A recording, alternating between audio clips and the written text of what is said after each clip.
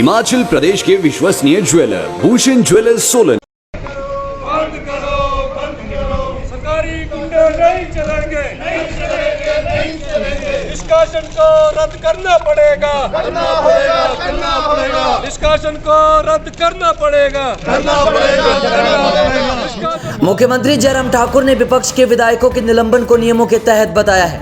मुख्यमंत्री ने कहा कि यह घटना कांग्रेस के लिए गले की फांस बन गई है। मीडिया में गलत बयानबाजी की जा रही है, लेकिन जनता उनके इस कृत्य को देख रही है। उन्होंने कहा कि अध्यक्ष ने जो निर्णय किया है वह नियमों के अनुरूप है। जब भी सदन बुलाया जाता है सभी को संदेश दिया जाता है। सदन अगर 4 मिनट के अंदर बुलाया गया तब भी वे विधानसभा परिसर में ही थे। अगर वे आना चाहते थे तो आ सकते थे। मुख्यमंत्री ने कहा कि कांग्रेस में देश व प्रदेश में वरिष्ठ नेताओं के मार्गदर्शन की कमी है। गतिरोध खत्म करने पर मुख्यमंत्री ने कहा कि हमारा दिल बहुत बड़ा है, लेकिन माफ़ी मांगने के लिए विपक्ष ने देरी कर दी है। फिर भी गतिरोध को खत्म करने के लिए विपक्ष को आगे आना चाहिए। आज विधानसभा के अंदर कांग्रेस पार्टी के एक माननीय सदस्य ने एक प्रश्न उठाया था व्यवस्था से संबंधित स्पीकर के समक्ष। उस संबंध में स्पीकर साहब ने अपनी व्यवस्था देनी है, वो उनका अधिकार क्षेत्र का विषय है, लेकिन हम उसको महसूस करते हैं कि जो भी निर्णय स्पीकर महोदय ने किया है, विधानसभा के सम्मानीय अध्यक्ष जी ने किया है, वो नियमों के अनुरूप है।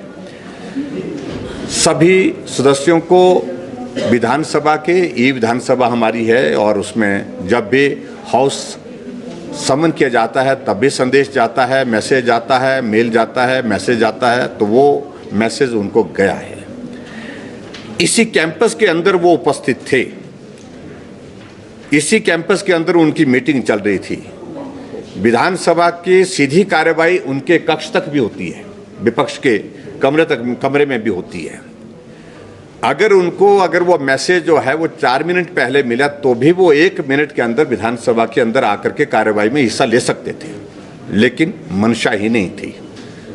वो एक आनंद के माहौल में थे कि पता नहीं क्या विजय हासिल कर लिया है कि उन्हें राज्यपाल महोदय जी का अपमान करके क्या हासिल कर लिया है।